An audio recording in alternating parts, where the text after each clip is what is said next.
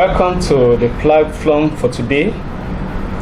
My name remains Oluwaloseyi Famida Silva, and I have with me on today's program Segun Adeyemi, State Director, National Orientation Agency, Kwara State. All right. From public perception, National Orientation Agency has outlived the purpose of its creation. What is your view on this, sir? Thank you. This is crucial. The then MAMSA, Directorate for Social Mobilization, metamorphosed into National Orientation Agency with the mandate to inform, to educate, to enlighten, to mobilize the citizens on government policies, programs, and activities. The need for that is still very relevant today. Not only that, the National Orientation Agency is saddled with the responsibility of collecting, collating, and putting together the mind of the people, the feelings of the people, the reaction of citizens on government policies, government programs, and activities. You now find the National Orientation Agency serving the people and the government of the day. Today, this is still very, very relevant. For any meaningful government program to succeed, there must be the buy-in of the people. No matter how laudable a government policy, program, or activities is, if the people for whom these programs and activities are meant, if they do not have a good understanding of such programs, it will be difficult for them to buy or key into that program. And that's why the importance of sensitization, enlightenment, orientation, mobilization cannot be overemphasized at any point in time in our society. It is very important that the government brings the people along, carry the people along in whatever government does or government intends to do.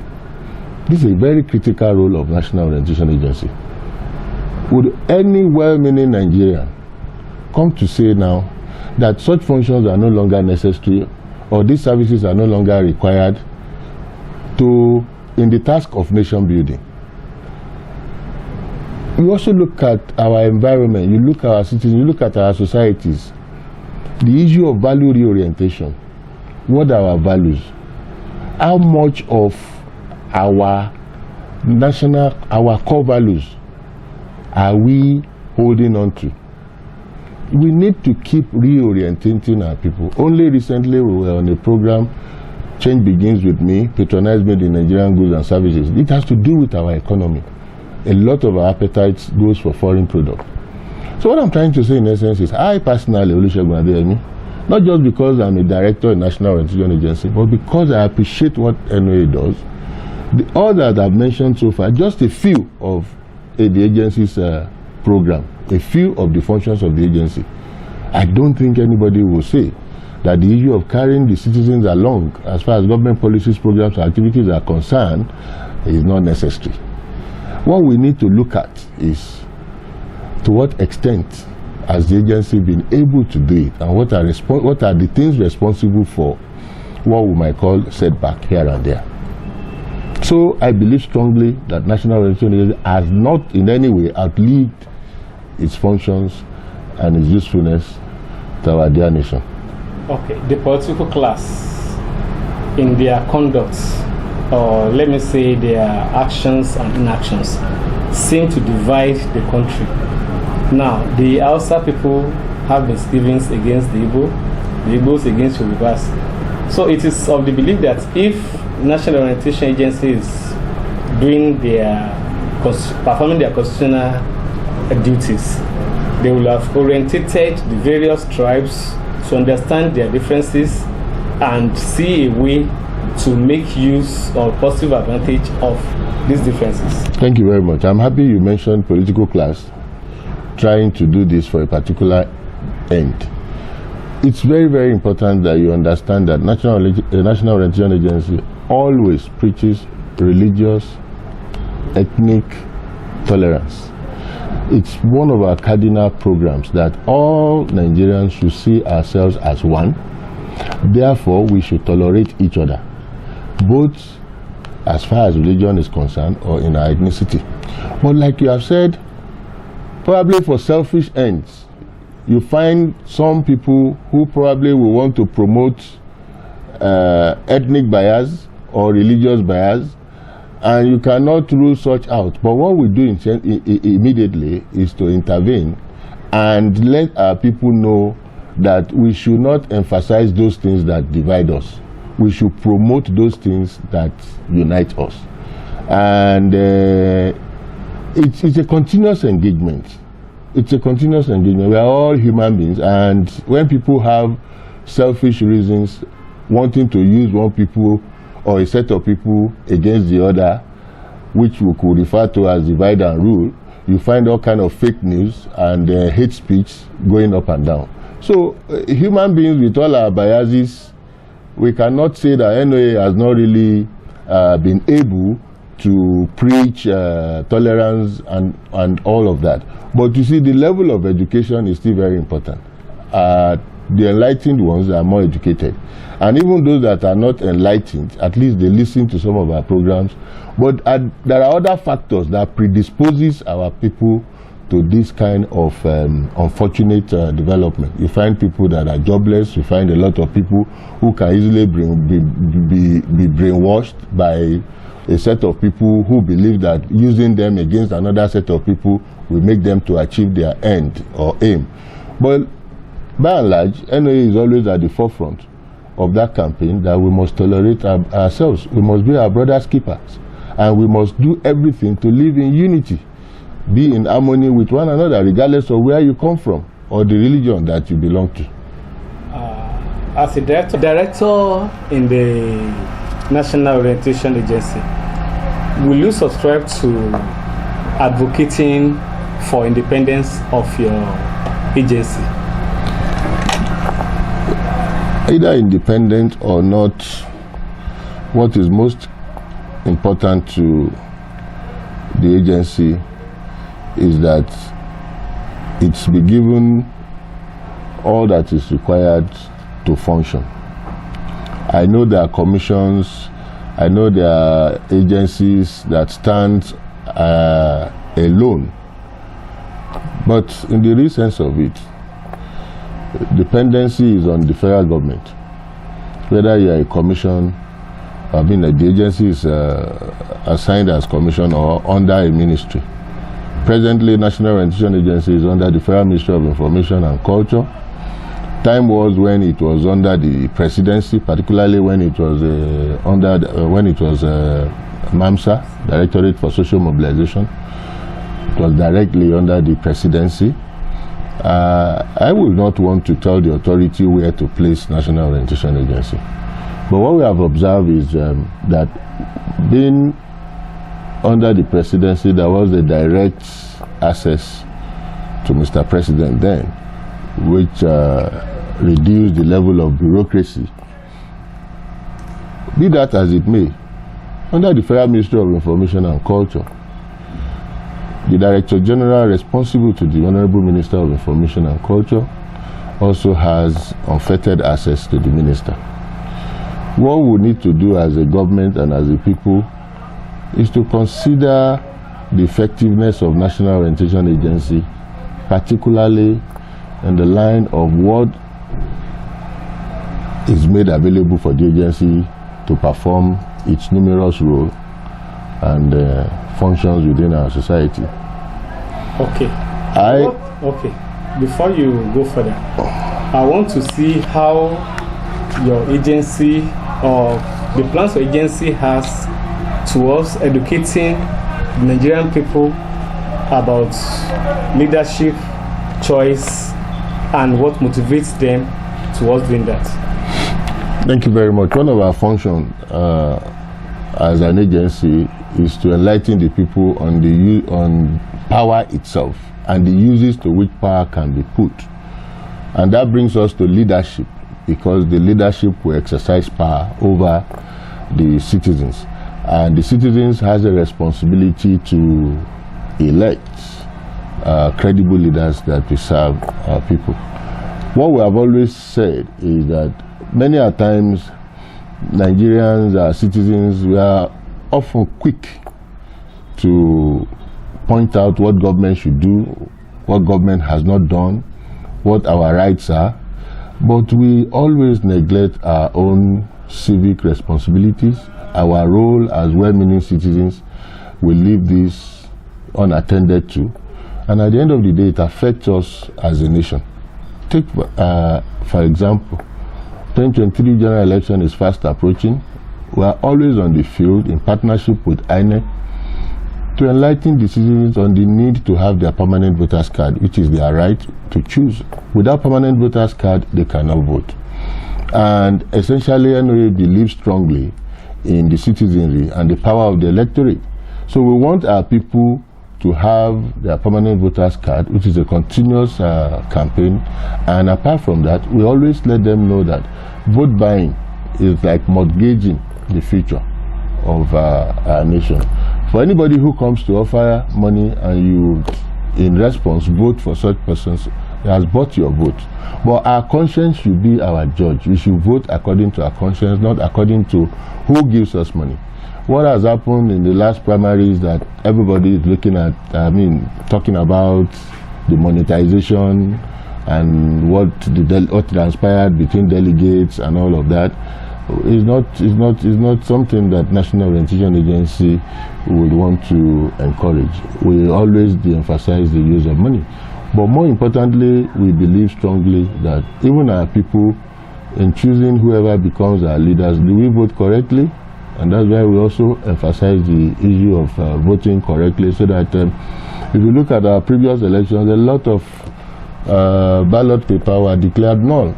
So we want to reduce the number of voided votes, so that this will help us to move forward in our democratic journey. But I think essentially your question is, how do we let our people understand the power, the play of power, and what they stand to benefit? The major thing is that our conscience, the antecedents, the legacies, and what we can say, what can we attribute to whoever is coming to seek for our vote.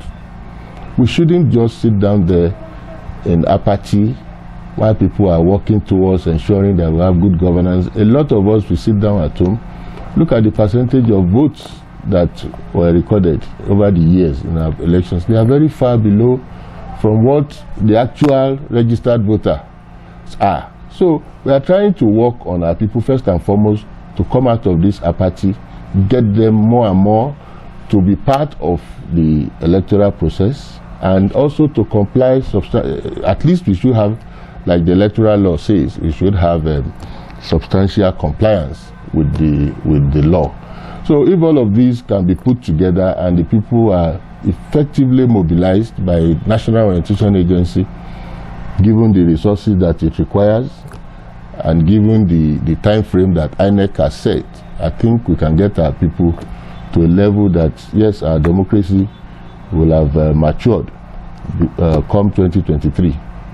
Okay, what advice do you have for the elites? Because in some quarters they call it arrogancy, in some quarters they call it ignorance. That on election days, even before elections, they feel too big to go and queue to obtain their PVC, and those who manage to have the PVCs, they feel too big to go and queue in the sun to make a preferred choice. What advice do you have for this set of elites? It's unfortunate, and we must understand that the future of this nation is in our hands. And the elites that we claim to know and to be at the forefront of political activities, unfortunately, not all of us. Many will sit down at home when they are supposed to even go out and partake in the electoral process, like obtaining permanent voters card, like transferring your card from one place to another if you have moved or you have relocated. All of these, INEC has given us guidelines. We can only call on the elites that if today you are okay, your children, our great-grandchildren, we need to ensure that they also have good governance. If you are well to do today, how do you ensure? How do you ensure continuity? It's only by having good governance. If you don't partake in the process of having good governance, then whom would we blame? I'm referring to the elites. So as elites, we must also take a leading role, not just for ourselves, but in encouraging those that we have, that we refer to as our areas of influence. Let's encourage one another. You can't be home when others are out to vote and expect that your choice will come to be. So we all must play our role. Government plays its role. Citizens will play our role. That's how we can get to that level, that desired goal of making Nigeria great. And like I said earlier, as an agency of the federal government, National Orientation Agency has a structure that allows us to do all that we need to do. We are located in all the local governments in the federation. We have states, we have offices in all the state governments that coordinate the local government, and the national headquarters located at Abuja coordinate all the states as well as the local government. But the major problem with NOA is logistics. And if you have to go to the grassroots to mobilize both the grassroots populace and the elites in the cities and urban areas, you have to move. When I became a staff of MAMSA years back, each local government had a vehicle to itself, and the local government head had a driver. So when there is a government policy or government program for the people, it's immediate. Once there's a signal in Abuja, all over the country, the same message is going on. And there is no problem of transportation, there is no problem of shortage of staff. If I tell you the number of people that have retired, not because of any, but just retirement because retirement has come. In any way, even in Kwara State Directorate alone, you know that we are beginning to have serious problem with staffing, and this calls for recruitment. It calls for more hands in the agency so that we can meet up with all our obligations. However, the present staff we have, we are doing the best we can. But I'm trying to say that NOA has its own challenges, and oftentimes you listen to programs on the television or radio. It baffles me a lot. You find people saying, what is NOA doing? NOA should be this, NOA should be that.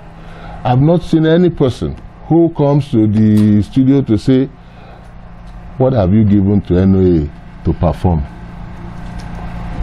Members of staff of NOA are vast. We were there during MAMSA days and we are still here, some of us. What we, as little as public address system, at times it's difficult to get. So what we are saying in essence is we are appealing to the federal government, we are appealing to the National Assembly. This appeal has gone out several times. Even the Honorable Minister of Information and Culture, I've watched him on the television saying that National Orientation Agency is not well funded. So where do we get this funding? Where do we get this logistics? The establishment of National Orientation Agency was based on tripartite funding, federal, state, and local. How many state governments support the agency? How many local governments, how many of them are in position to even support the agency when they are still finding it difficult to support themselves? So what I'm trying to say in essence is we want to appeal to the powers that be, we want to appeal to the President, we want to appeal to the National Assembly and all those that have influence to come together. National Orientation Agency, if well funded, all these insecurity problems, all these insecurity challenges we are having, and many other challenges we are having, including economy, we have people that could be out there on the field to mobilize and sensitize Nigerians to behave in a way that will grant us safety, and to behave in ways that will encourage our people not just to patronize made in Nigerian goods and services. This will be demonstrated, because one way by which we have to revamp our economy is to look inward, produce what we eat, and ensure that foreign products are not Nigeria is not made the dumping ground for foreign products. These are things that we need to be doing round and round over the years, but the problem is logistics. As I speak with you, National Orientation Agency, Kwara State Director, has one vehicle. To maintain that vehicle is not an easy thing because it's old. Now tell me I need to go to Baritin local government. We need to go to, the terrain here is much. So what essentially we are having as a problem boils down on vehicle, other logistics like public address system. In those days we go about with audiovisual equipment. When we have spoken, we set up under the tree at the village square and people watch film, either developmental or documentary, that will enhance their understanding of. All those gadgets are not available. Some of the things you find in this office today are things that were bought during MAMSA days. So you can imagine not being replaced by now. So if I may ask, by the laws that establish National Orientation Agency, are you empowered or allowed to source of funds outside government circle? We have partners, and these partners, both at the national, the state and local government, we have partners who do come together. We look at issues, but all of these must be within the approved space by the agency. For example, you can't just, as the National Orientation Agency State Director, approach and collect money from an individual. There must be a committee that will look at what essentially do you want to do, and it's not like you can throw a seminar and say everybody come and pay. No. That will not be part of what the agency is. But when we have partners, major partners who believe in the well-being and welfare of the citizens, come together, say, okay, this is what we want to do. Bring this, we'll bring that, then we look at it together. Yes, NOA can do that. And most of our programs that you have seen in recent time are probably product of partnership. We partner with UNICEF, we partner with PLAC. Most of these NGOs, they have come to appreciate the role of NOA, and as such, partnership is encouraged. Okay, how much do you enjoy the partnership with Kwara State government? We want to thank Kwara State government because Kwara State government sees NOA as a federal government agency meant to serve the people of Kwara State, at least for us in Kwara State. So the rapport between the National Orientation Agency and Kwara State government is very cordial. When we have programs that we believe that the state government should partner with us, we go to state government, we partner. When there are issues that they feel that NOA should also be part of, the government of the day calls NOA, what are you doing in this area? Do it this way, do it that way. During the COVID-19 pandemic, NOA Kwara State was one of the committee. We served on the committee, Kwara State Technical Committee on COVID-19. I was the media subcommittee chairman, and other committees like that. There is hardly any ministry in the state government that we are not doing one thing or the other with. So, in peculiar terms, what are your local challenges here, different from the experience from the national? Well, I would say that our local challenges, you find out that what we call local challenges are likely to be the challenges that other states are facing, and by extension, the national. We don't have vehicles.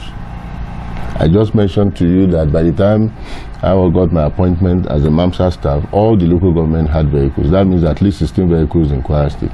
As I speak with you, there's only one pickup in Kwara State that we are using to mobilize and sensitize. We go around the state with that vehicle, only one, and is in very bad shape. So that's been that. Then there are gadgets that is required of National Orientation Agency. We are supposed to have very sound projector. We have projector with angle, but we are supposed to have good public address system, not just one, not just two. At least there should be in all the local government. So not to talk about some obsolete office equipment. We spend a lot of money on printers because those printers by now ought to have been replaced. There are other issues that has to do with staff welfare. You want somebody to go to Barutin, for example, is likely to remain there for 5 days and all of that. You should be able to have what we refer to as allowance so that he can go and come back. But when all these logistics are not in place, they are not only a barrier, but you cannot motivate. You cannot even motivate. So we end up as state directors many a times spending part of our salaries just to ensure that somebody goes to do something, somebody goes to do the other one. The monthly interest that NA is expecting from the office does not come every month, but anytime it comes, we'll try to do all that we need to do. I need not overemphasize this. We need support, financial and material. Okay, will you advocate for increased budget for your agency? That is the bottom line. Okay. Funding has to be with budgeting. So there should be increased budget for NOA. Each year, NOA presents its budget. NOA does not get what it requests or is requesting. And that's the problem. And that's why we need to call on our National Assembly and all the powers that be to look at NOA and be assured that NOA can deliver. So all these, what's NOA doing? What's NOA doing? The question should be, what have you given to NOA to perform? Thank you. So, 2023 election is very much around the corner. There will be very soon. There might be local government elections in Kwara State. What advice or message do you have to Kwarans, the electorates, and the politicians? The first message I want Kwarans, both electorate and the politicians, to have in mind is that Kwara belongs to all of us, and we just must make it great, and it starts from within. On the part of the electorate, let us be careful. One, we must shun apathy. Sitting down at home, not participating in the electoral process will not help us. Two, we must identify credible people, regardless of which party they come from. If you have to go to party A to get somebody that you know is the one that can serve us, go there. If you have to go to party B, let us de-emphasize political party. Let's look for credible people that will be able to move this this state forward. On the part of the politicians, desist from using our youth as thugs. The last program we held with our youth, we were saying, look, if anybody comes to you, wants to engage you, ask him to bring his son to come and lead the outing.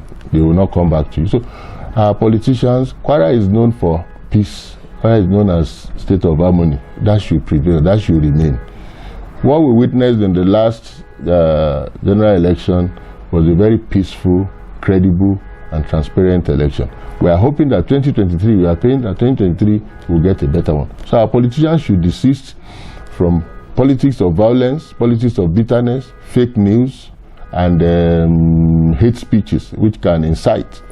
If all of these are put in place, I'm sure Kwara will emerge one of the best, if not the best, in the 2023 general election, which was what actually happened in the last election.